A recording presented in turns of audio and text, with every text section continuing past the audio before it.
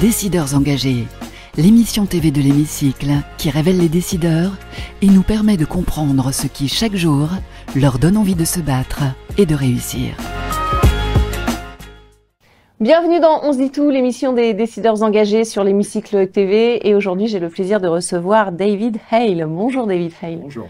Merci beaucoup d'être avec nous dans Décideurs engagés. On se dit tout, vous allez tout nous dire sur vous, sur la personne que vous êtes. Vous êtes directeur général de Guerbet. Guerbet qui est l'un des fabricants mondiaux de produits de contraste destinés à l'imagerie médicale. Avant de rentrer un peu plus dans les détails de Guerbet, on a envie de vous connaître un petit peu mieux. Qu'est-ce qui fait que vous êtes devenu aujourd'hui directeur général de Guerbet? Qu'est-ce qui vous a motivé? Qu'est-ce qui vous a plu? Quelles sont vos passions dans la vie? Alors, je ne suis pas rentré dans le secteur de la santé par choix. C'était un peu par accident au début, mais une fois qu'on y est, on n'a plus envie de sortir en fait. Oui, pourquoi? Parce que on est entouré par les personnes passionnées par la santé, par les personnes passionnées par les patients.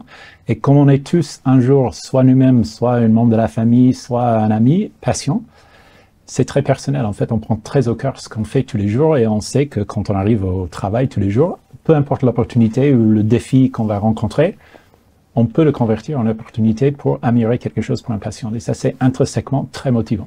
Oui, c'est ce qui vous porte, c'est-à-dire de rendre service, d'améliorer en tout cas le quotidien des autres. Exactement. D'accord. Quel a été votre parcours professionnel? Alors, moi, j'ai fait des études d'ingénieur et après, j'ai commencé programmer les logiciels. Rien à voir avec la santé. Je suis retourné à l'école pour faire un MBA et suite à ça, j'ai dit, je vais regarder qu'est-ce qu'il y a comme autre secteur. Et au fur et à mesure, je suis arrivé chez General Electric dans le domaine de la santé notamment, où j'ai passé presque 20 ans avant de venir chez Guerbet, en France, en Allemagne, aux États-Unis, en Suisse. Et donc, aujourd'hui, j'ai eu l'opportunité, plusieurs leaders dans mon passé qui m'ont poussé, challengé, mais aussi donné l'opportunité de travailler dans plusieurs fonctions, plusieurs géographies. Et je pense que cet complément de fonctions, de géographie et la connaissance du secteur a fait qu'aujourd'hui, j'ai pu avoir accès à ce poste aujourd'hui. À la tête de Guerbet, et vous êtes en France, je suis en France, basé en France. Je suis français et américain. Alors, vous vivez plus en France maintenant, j'imagine. Oui. J'ai passé la moitié de ma vie maintenant en France, voilà. Aux États-Unis. Vous êtes habitué aux usages français, notamment dans le domaine Ça dépend qui vous demande. Si vous demandez à ma femme, elle va dire peut-être pas toujours. Je fais de mon mieux. Voilà, en plus dans un contexte politique qui est assez incertain, l'imagerie médicale, j'imagine, ne souffre pas de la crise, même si le secteur de la santé, lui, en souffre en France. Le marché de l'imagerie médicale est en pleine croissance. Le marché de la santé, d'une manière générale, je dirais, est en pleine croissance structurellement. On vit plus longtemps. Qui dit vivre plus longtemps, on fait plus d'examens, on a plus de possibilités aujourd'hui de se traiter que nous n'avons pas eu dans le passé. Et tout ça grâce à l'innovation qui est faite dans le domaine de la santé, effectivement. Alors, plus d'imagerie médicale, mais y a-t-il autant de radiologues? C'est peut-être le paradoxe. Il y a autant de radiologues, mais en fait, le nombre de radiologues ne croît pas aussi vite que le nombre de patients. Voilà. Ce qui est pour nous et les acteurs de la santé, un défi en même temps, une opportunité aussi. On travaille beaucoup sur comment nous pouvons, grâce à l'innovation, aider dans notre secteur les radiologues à être plus efficaces, plus productifs, pour nous plus spécifiquement lire plus des examens avec plus de confiance dans leur diagnostic parce qu'ils ne croient pas aussi vite que les patients qui en ont besoin. Alors donc du coup sur cette interprétation et pour aider les radiologues, j'imagine que l'intelligence artificielle peut être un rôle à jouer. Absolument. Dans la facilitation? Absolument. Nous travaillons Guerbet déjà sur les algorithmes. On a eu l'approbation de 2 algorithmes très récemment, dont une qui est sur un algorithme sur le prostate et un autre sur le foie. Et à nous on croit beaucoup, on parle de l'intelligence augmentée au lieu de l'intelligence artificielle, parce que nous n'avons pas comme objectif remplacer le radiologue. Nous avons comme objectif aider le radiologue, accompagner le radiologue pour que un diagnostic fait avec de l'IA, le radiologue, il est plus efficace, plus exact, plus confiant dans son analyse qu'un diagnostic fait sans IA. Mais il y aura toujours l'humain derrière. Hein, il y a toujours l'humain derrière. C'est ce que vous nous dites. vous fournissez les appareils, les produits justement qui servent à l'imagerie médicale, mais quand on voit qu'en France, avec la crise du système de santé, que même des hôpitaux publics font appel aux dons pour pouvoir avoir ne serait-ce que des scanners ou des appareils pour faire des radiographies, qu'est-ce que ça vous inspire? Nous, on travaille toujours dans le même sens. Comment on peut aider, dans notre cas, c'est les radiologues ou le secteur de l'imagerie médicale, à être plus efficace avec les moyens qu'ils ont. Il ne faut pas rêver. Ça, vous constatez ce qu'ils ont et après vous vous adaptez par rapport au parc existant. On essaie de s'adapter. Ça peut être s'adapter dans l'offre que nous allons proposer aux radiologues. Ça peut aussi adapter dans les solutions qui sont disponibles pour un cabinet ou pour un hôpital. Il ne faut pas rêver. En France, je dirais deux choses. La première chose, c'est que malgré tout, en France, il suffit de voyager juste un petit peu en dehors de la France et on se rend compte très vite de la chance quand même que nous avons en France avec le système de santé qui est là. Bien sûr. Honnêtement, et c'est pas une question de pays développés, non développés. Vous pouvez aller dans mon propre pays à voir bien sûr. Et on se rend compte. La deuxième chose, c'est qu'il ne faut pas rêver que demain matin, le gouvernement va trouver une boulette magique financement pour tout changer. Ça va prendre beaucoup de temps. Ça est pas obligatoirement, mais il faut réfléchir sur quelles sont les idées qu'on peut amener qui s'autofinancent, entre guillemets. Est-ce qu'on regarde le parcours de patient, l'efficience du parcours de patient aujourd'hui? Quand on regarde le nombre de patients, par exemple, qui ne vont pas jusqu'au bout de leur traitement et du coup se retrouvent aux urgences, se retrouvent dans l'hôpital, ce sont les coûts. Si on regarde l'utilisation de certaines machines, est-ce qu'on peut améliorer l'utilisation pour que les radiologues et les patients aient un accès qui est meilleur? Et ce sont les choses qui, au fur et à mesure, pourraient presque s'autofinancer. Est-ce qu'on veut vraiment favoriser le Made in France? Moi, si j'ai un message à passer, c'est aussi de dire, Gerbet, comme exemple, il y a beaucoup d'initiatives actuellement pour encourager les entreprises à investir en France. Oui, c'est vrai. Mais il y en a pas mal, comme nous, qui ont toujours investi dans la France. On n'a jamais quitté la France, en fait. Et je pense qu'il est important de trouver un équilibre et favoriser le Made in France. Le Made in France, ça veut dire que nous allons garder nos usines, que nous allons embaucher. Les gens qui sont embauchés, ils payent des impôts, ils font vivre la ville là où ils sont. Donc, les choses comme ça peuvent vraiment s'autofinancer et c'est très important. Et ça, je dirais au gouvernement, si vous avez la chance, regardez vraiment. Ça, vous nous le direz peut-être à la fin de l'émission, parce que vous aurez la libre parole de vous exprimer comme si vous étiez à l'Assemblée nationale.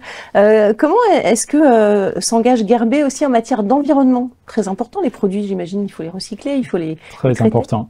Alors nous avons une politique déjà RSE dans sa totalité. Et pour moi, c'est vraiment la RSE, c'est vraiment une base, un socle, une fondation sans laquelle une entreprise à l'avenir ne va pas être pérenne. La RSE à lui seul ne suffit pas. Bien sûr, certes, il faut l'intégrer. Mais sans ça, on peut pas.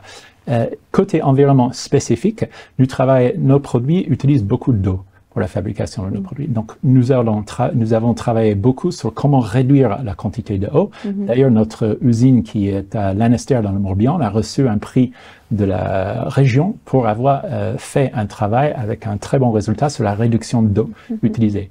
On se lance maintenant aussi sur le thème comment on peut réduire le bilan carbone, l'impact que nous avons. On a, par exemple, à Dublin, sur notre site à Dublin, on a un terrain à côté qui appartient à nous, mais qui n'en utilise pas. On l'a mis à disposition d'un fournisseur de panneaux solaires. Il a mis les panneaux solaires. Nous profitons de 20% de l'énergie dont nous avons besoin de ces panneaux. Et ces panneaux vont servir maintenant, ils servent maintenant à fournir de l'électricité pour les communautés autour. Voilà, ce que font beaucoup. Et ça, c'est vraiment un win-win. C'est un win pour nous, c'est un win pour la communauté et c'est un win pour l'environnement. Et on cherche vraiment, si vous ouvrez des perspectives, quelquefois les personnes disent le RSE, c'est une contrainte. Peut-être, mais c'est aussi une opportunité. Et la manière de regarder quand vous dites comment je peux tourner ça en opportunité, c'est complètement différent. Et puis celui qui prend pas le virage RSE, ça impacte tout. Ça m'impacte ma capacité à recruter. Évidemment. Parce que les jeunes aujourd'hui, ils veulent savoir qu'est-ce que vous faites.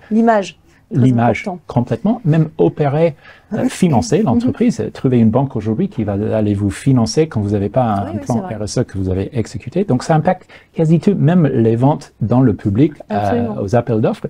Il y a des critères qui commencent à rentrer sur si vous n'êtes pas sur un plan de réduire le bilan carbone, vous avez une perte de points. Oui, peut-être même sur les appels d'offres, plus tard, ce sera un critère qui comptera aussi.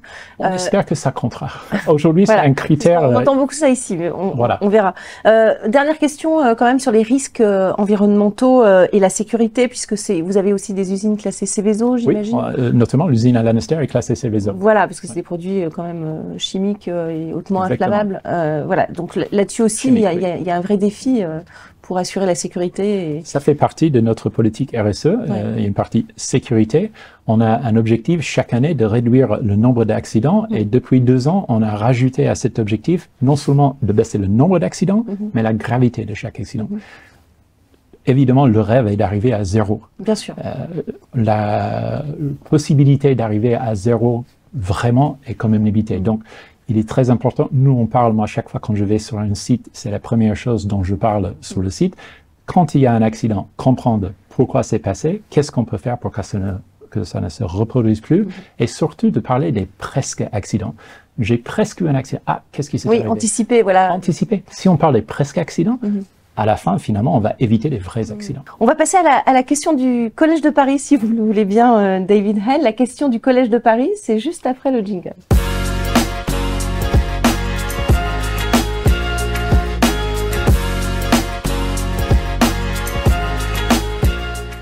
La question du Collège de Paris, David Hale. Le Collège de Paris, c'est un groupement de communautés d'écoles qui rend l'excellence accessible à tous. Et la question que vous avez choisie, c'est mettez-vous en place des actions spécifiques pour soutenir l'emploi des jeunes et notamment ceux issus des territoires défavorisés. J'ai choisi cette question pour une raison simple, c'est que notre siège social, aussi bien que l'usine historique des Gerbet, se situe dans le 93. Donc, ça nous tient très au cœur de travailler sur ce sujet. On a beaucoup d'alternants qu'on prend chez nous, et si je regarde la photo globale de Gerbet, on a plus de 80% des alternants qui viennent donc du 93. On a aussi sur notre site à Aulnay-sous-Bois, ça c'est notre usine qui travaille très étroitement avec les missions locales, qui travaillent aussi sur comment insérer les jeunes. On fait pas mal de visites sur site, on les amène sur les sites, on essaie de leur expliquer les différents métiers possibles. Il y a une petite groupe qui fait du coaching ou du mentorat pour les gens. Donc on est on a aussi un partenariat avec Mission France pour travailler à comment impliquer, comment aider à rentrer les jeunes dans des endroits un peu défavorisés, comment les aider à se mettre chez nous, par exemple. On est toujours en train de recruter, donc si vous cherchez, venez nous voir, de se mettre dans le travail industriel. Bien sûr. Question de tremplin handicap. À présent, on va parler de handicap au sein de votre entreprise, David Hale. Question tremplin handicap, c'est juste après le jingle.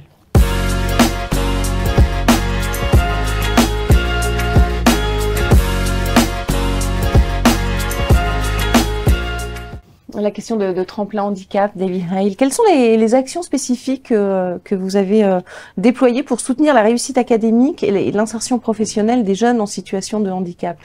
Alors, ça repose aussi sur le coaching et le mentorat. Nous, on croit beaucoup dans la confiance et l'encouragement. Je pense qu'on sort maintenant ça date d'il y a 1 semaine, mais on sort de 2 semaines, 3 semaines des Jeux paralympiques qui étaient juste incroyables. Oui, ça donne toujours un élan, évidemment. Je pense que même, quand j'ai vu les statistiques, les Jeux de Paris sur les Paralympiques ont dépassé toutes les statistiques de tous les Jeux précédents Paralympiques. Et honnêtement, ça sera dommage de ne pas essayer à garder cet élan pour que ça ne soit pas juste un effet éphémère.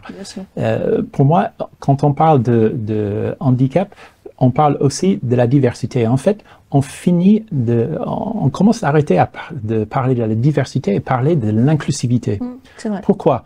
Parce que on sait que si vous vous sentez à l'aise, confortable avec qui vous êtes au travail, et vous n'avez pas l'obligation ou le sentiment d'avoir l'obligation d'être quelqu'un d'autre pour réussir, vous êtes déjà beaucoup plus content, de 1, et de 2, plus efficace au travail.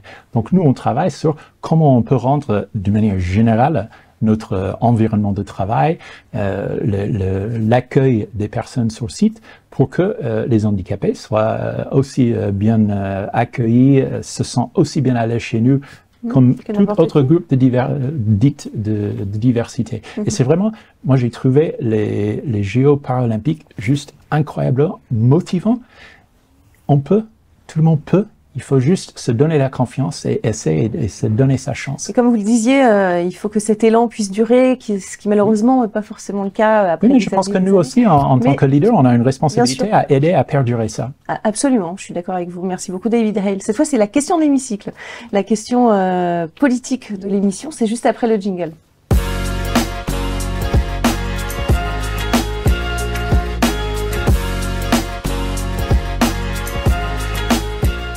La question de l'hémicycle, David Hale, qu'est-ce que vous auriez envie de leur dire à ces hommes politiques français qui nous gouvernent, alors toutes classes politiques confondues évidemment, hein, mais qu'est-ce que vous auriez envie de délivrer comme message? Vous pouvez poser des questions, vous avez 1 à 2 minutes, face caméra, c'est à vous. Merci, je vais me concentrer sur la santé parce que c'est la partie que je connais le mieux et je pense que c'est là où on a besoin de travailler. Sur les prochaines années à venir, je recommanderais, et je dirais au ministre de la Santé, de regarder l'efficience du parcours de patient. Pourquoi je dis ça? Parce que on sait tous que c'est un budget qui va être compliqué. On ne va pas rêver d'une baguette magique qui va créer du financement automatique. Donc il faut qu'on cherche les choses qui puissent s'autofinancer, les améliorations, les innovations dont nous avons besoin. Dans le parcours de patient, il y a plein d'opportunités de faire les améliorations. Quand on regarde le nombre de patients qui abandonnent leur traitement avant la fin de traitement et qui retournent dans les urgences ou qui retournent à l'hôpital, ça c'est une opportunité de travailler. Quand on regarde la souveraineté de la santé en France, on en parle beaucoup de Made in France, on encourage énormément les entreprises à l'extérieur de la France de réinvestir en France. Il faut aussi réfléchir et regarder les entreprises qui sont déjà en France depuis très longtemps et n'ont jamais quitté le pays. Le Made in France, ça crée des jobs en France, ça crée des personnes qui paient des impôts, qui contribuent à la vie et qui peut aider à financer les changements et les choses qu'on a qui sont très nécessaires pour avancer le système de santé. Voilà, message transmis. En tout cas, merci beaucoup David Hale d'avoir participé à notre émission Décideurs engagés. Merci pour vos engagements à travers Gerbet. Merci à vous pour votre fidélité. On se retrouve très très vite pour un prochain numéro. Vous pouvez toujours nous suivre évidemment sur tous les réseaux sociaux. Décideurs engagés, l'émission TV de l'hémicycle qui révèle les décideurs et nous permet de comprendre ce qui chaque jour leur donne envie de se battre et de réussir.